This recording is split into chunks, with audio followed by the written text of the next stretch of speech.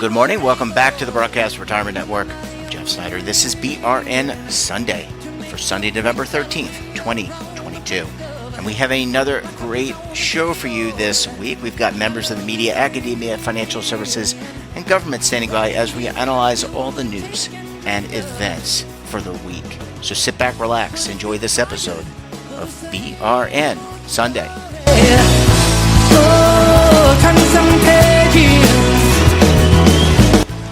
We're going to kick things off and look at what's happening on Capitol Hill, and we're post-election by several days. And joining us online to help break things down, maybe some things we should expect, not expect, could hear. They are known as the Legal Eagles, but we also know them individually as David Levine and Kevin Walsh. Both are principals with Groom Law Group, that's an employee benefits law firm, based in Washington, D.C. Gentlemen, so great to talk to you. Thanks so much for joining us this morning. Thanks for having us on, Jeff. It's always good to be on. We're glad to be on during election month, the start of the holiday season. So, listeners, we hope you got out and voted on Tuesday. There'll probably be more opportunities to vote. So let's keep doing that. Yeah. Kevin, are you saying vote early and vote often? I'm saying vote as often as there's an election. Oh, okay. Just want to make sure you weren't stuff in the ballot box. So just making sure. All right, David, why don't you kick us off here? Because I think you and Kevin are going to have some very, very interesting insights when it comes to what we just experienced and what we could experience, especially around Secure 2.0. Absolutely, Jeff. First of all, I want to congratulate you because given no matter whether the Democrats or the Republicans are in control, and we don't know at this exact moment, although House leaning Republican, Senate seems Democratic a little bit more, but who knows? Congratulations on your election as the next Speaker of the House. I wanted to start with that for you, Jeff. Thank you. That's a job I'm going to decline. But moving forward, let's talk Secure 2.0. Before the election, we were with you, and the discussion to have was, well, what's going to happen with Secure 2.0? And all the prognosticators go different ways. And if you look at the media, and I'll call it the benefits world daily media in the last week, in the last couple of days, everybody's like, now's the push for Secure 2.0. And yes, there is a push. As Kevin, I think, has mentioned previously, there has been very regular working groups amongst the chambers and the committees to really try to move this forward. But the real question is, given that we are in a state of stasis where it's not clear who's going to have what control and what authority, there is the real chance that we could move forward with Secure 2.0.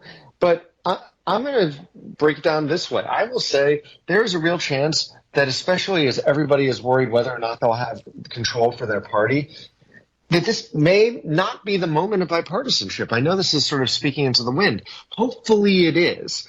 But there's a real chance, especially with a lot of retirement-focused leaders retiring, like in the Senate, Senator Portman, for instance, that they may try to push things over the line, but there's a real chance at this moment that other things, especially if the Democrats lose the Senate, like judges, and things like debt ceiling, if there's concern that there will be a big political fight about the debt ceiling, the Democrats may choose to invest their time over there instead. So interestingly, in my mind, I don't think it's moved the dial that much. I think there is a real chance, but to be perfectly honest, they could easily be focused in Congress on other things because despite our view, we're not the center of the world. So if you're really interested in Secure 2.0, we're hearing there's a lot of advocacy efforts. We have folks we work with, a lot of others who are really trying to push Congress to say, get this done.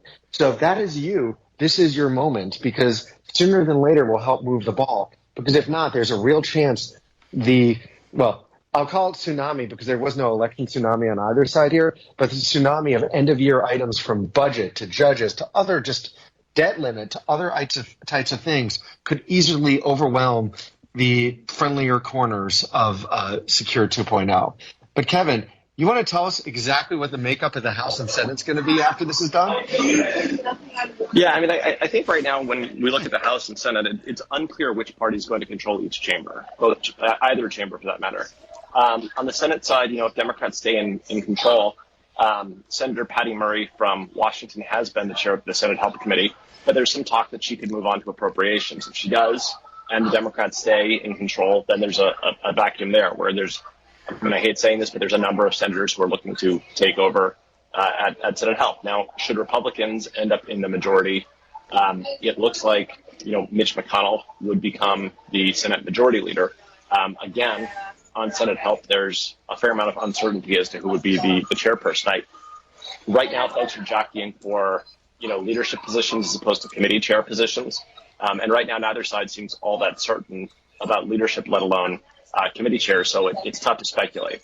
On the House side, if Republicans have the majority, which it looks like they might have the majority by as few as 2 or 3 seats. If they have a very slim majority, it makes the Freedom Caucus very important in terms of having enough votes to elect a speaker. The Freedom Caucus has indicated that it does not support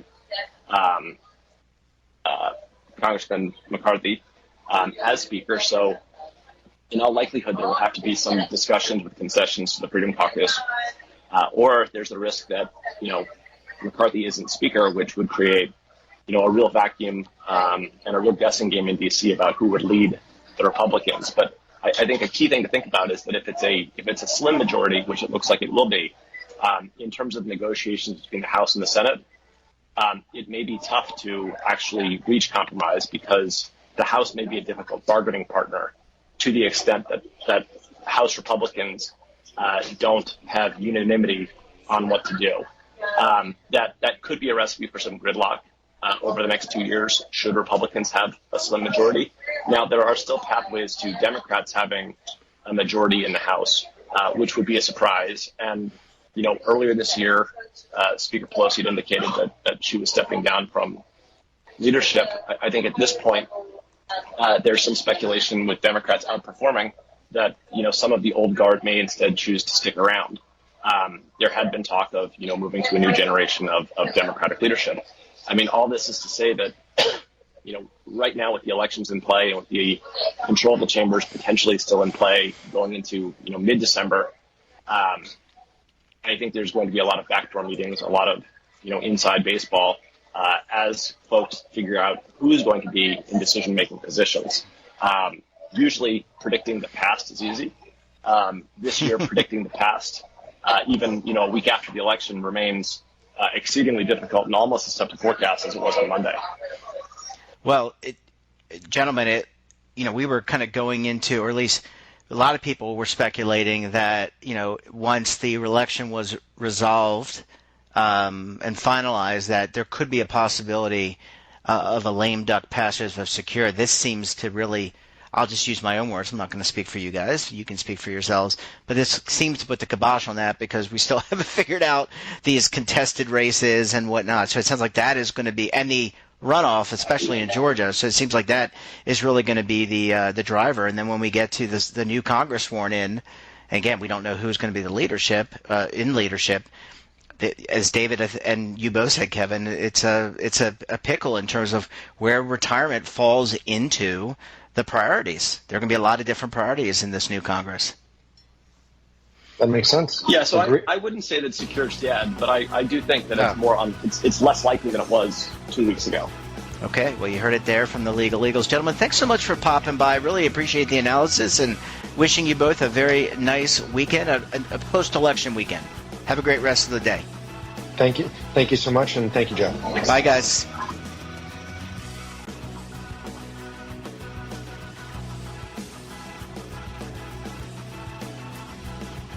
Welcome back. Now we're going to round out the show with a look at what is happening in the markets. And joining us on the line, he's the lead anchor for the TD Ameritrade Network, Oliver Renick. Oliver, great to talk to you this morning. Thanks so much for joining us this morning.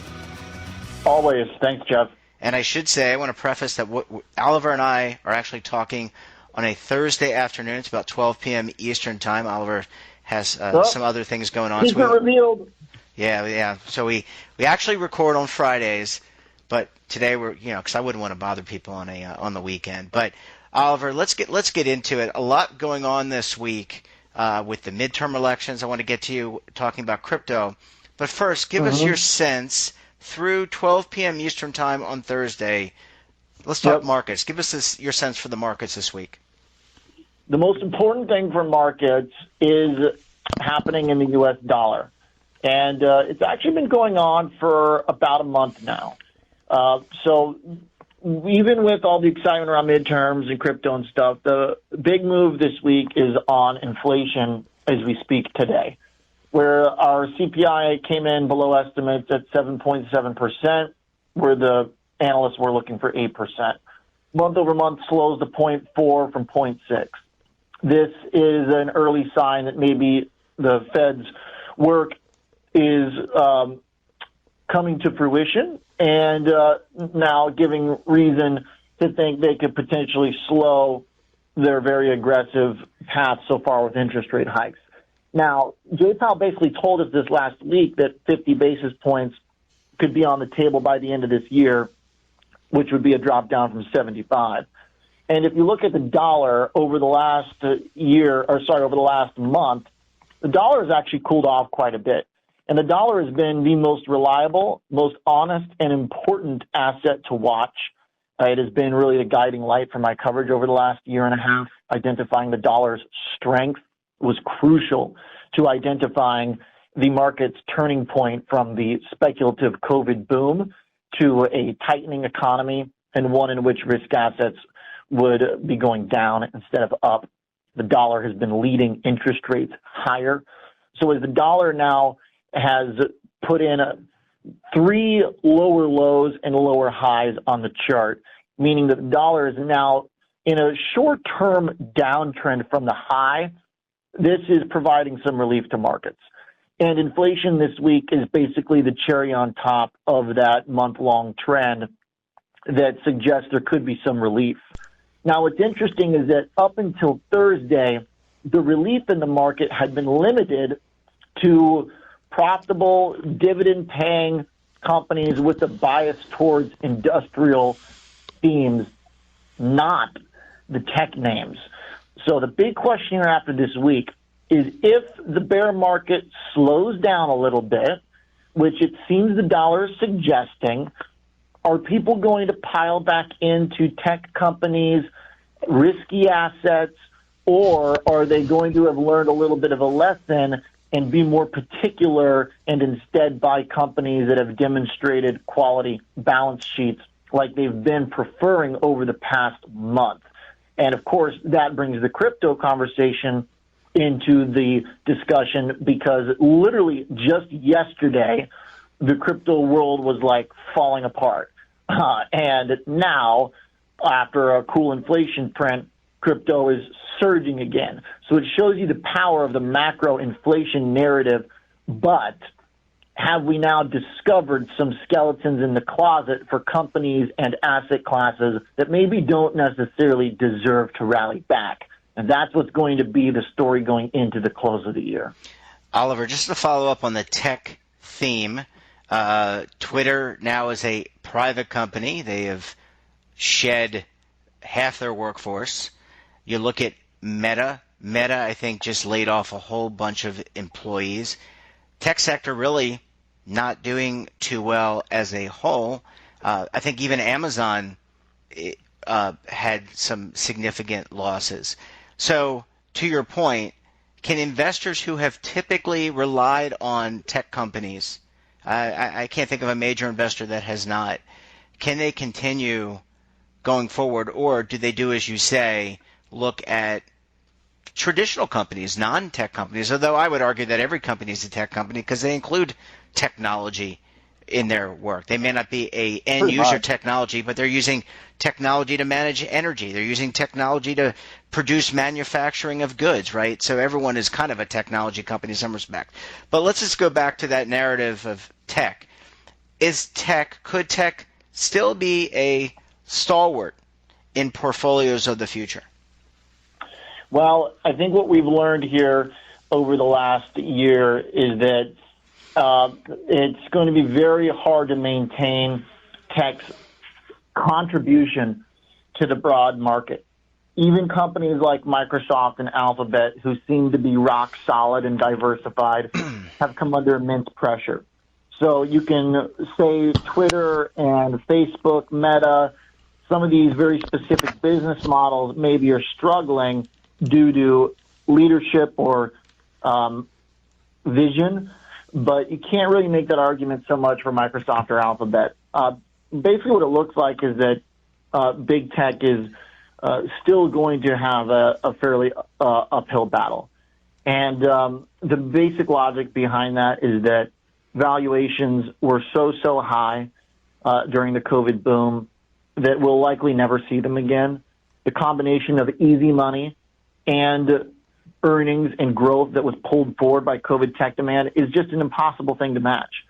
So if you start from the baseline that valuations for tech will never be as high as they were during COVID, that is my view, then it makes it an uphill battle. So you're probably going to be looking at a very different type of market leadership because days like today, you see tech leading the way, but we have to remember that inflation is still very high. Even though it might be slowing the rate at which it increases, it looks like that's the case. And it looks like the Fed will be able to slow the rate at which they're hiking. That is far from a panacea to the bear market because this more likely means that we are now heading towards a slower growth period and we'll see those lagged effects of the Fed tightening the economy in the months to come. All right, Oliver, I want to understand the impact of midterm elections. Is there an impact? And we still don't know who will hold the gavel in the House or the Senate. We know that I was interviewing the Illegal Eagles last week on the program, Oliver, and they said we will make one guarantee: Joe Biden and Kamala Harris will be the president, vice president. So they would not make any crystal ball guarantees, but we don't know yet as of this recording. I think Republicans currently have 210 seats in the House compared to 191 from the Dems. There are a lot of undecided races. But where do the midterms and politics fall into the narrative around the market, at least from your perspective at the TD Ameritrade Network? Right now, it's kind of a non-issue. The three branches will be somewhat divided, whether it's 2-1 or 1-1 to 2. Like it doesn't really matter so much the inner composition, in my opinion. What matters more is whether or not there is a high likelihood of big spending coming. Mm-hmm. Mike Townsend, who's the expert on this matter at Charles Schwab, tells us that that's not the case, that there is even a fairly limited appetite to spend due to inflation from Democrats, and the spending that they do want to get through is going to be pretty difficult in now a Republican-controlled House. So the market really only cares about what is stimulus and what is spending, and it doesn't look like we're going to get any of that anytime soon over the next couple of years. So I don't think it has a big effect. And we just saw this week, too, that there was very little market action that was obviously tied to it. Yeah. All right, let's go back to crypto. You brought up crypto when you were talking about the overall market. And what's going on in the crypto market? Has there been, you and I think I would describe you correctly when you say you're not necessarily bullish on cryptocurrency. And I think you've. No. Oh, okay. I was kind of hedging there, but I think I pretty much wanted to. It's a very gentle. Yeah, I was very gentle on that. And we have talked about, the crypto, the advocates of crypto have always said that there is that they're not tied, they're not correlated, they're non-correlated assets. But what has happened this week with cryptocurrency? Forget Bitcoin, forget Ethereum and Ripple, but what in general is happening with crypto for all those who are investing in it right now? Well, the third biggest exchange unveiled that it was basically borderline insolvent and needed a rescue from another exchange who said they were thinking about buying it and then decided not to. That was Binance. So FTX, the third biggest exchange, said that they were in a deal with Binance to be purchased because they had over-levered and couldn't pay out customers and didn't have funds to operate and had anywhere between like a $4 to $10 billion negative print on their balance sheet, basically. And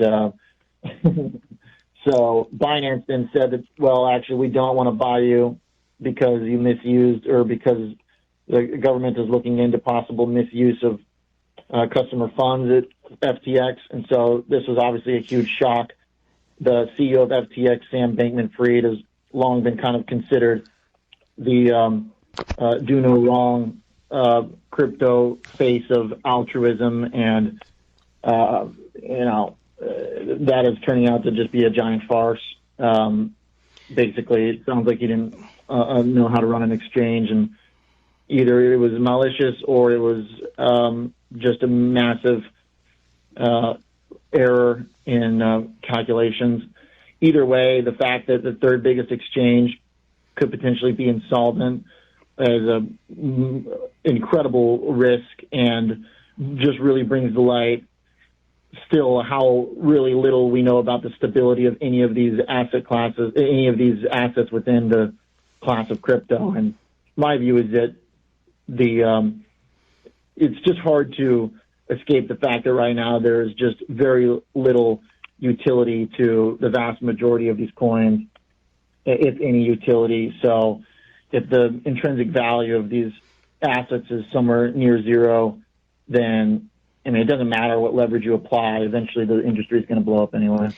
But it just strikes me as odd.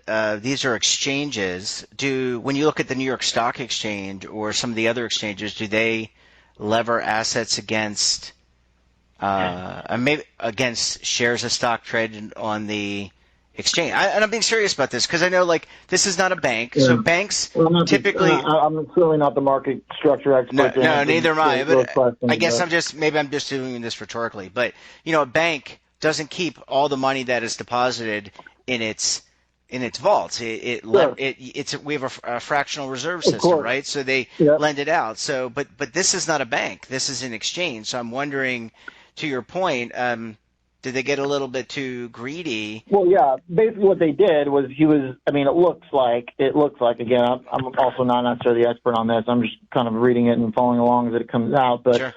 It looks like he was funneling the money to his trading division, which is a separate trading division called Alameda, where they were taking on huge risk, and sounds like they lost it. And then, so. Wow. Also, just when people, when you're too levered and then people want to take their money out, you can't get it unless, Doesn't that sound familiar? Doesn't that sound familiar? I mean, I'm thinking about. Yeah, I mean, it's like how many times can classic? Yeah, it's classic misuse. Yeah, I mean, it's just one of those things, and I think when you have a new bile or a new market that is not as regulated as, say, the stock market or banking, right? I mean, the regulators just haven't gotten their arms around this thing, and they probably need to. But there are a lot of people, pension funds, endowments, even individual investors who could lose very big, are going to be hurt, and they're going to, what's the reciprocity there? How are they going to get their reparations? How are they going to get money back if there's no money to be had? And so that old Bernie Madoff situation. So, well, Oliver, we're going to let you go. Thanks so much for stopping by. Really appreciate you stopping by on a Thursday. Wish you all the best for a Friday travel day, and we'll look forward to having you back on the program again very soon, my friend. Thanks, Jeff. Appreciate it. Thanks, bud. Bye-bye. Bye. And that wraps up this episode of BRN Sunday. Have a topic of interest, someone you think we should talk to, drop us a line. And don't forget, for all the latest curated news and lifestyle, wellness, finance, tech, entertainment, so much more, and all in one place, check out today's edition of our daily newsletter, The Morning Pulse. Want to search our archives, check out our latest content? Well, visit our website and all of our streaming partners. We're back again tomorrow for another edition of BRN AM. Until then, I'm Jeff Snyder. Stay safe, keep on saving, and don't forget, roll with the changes.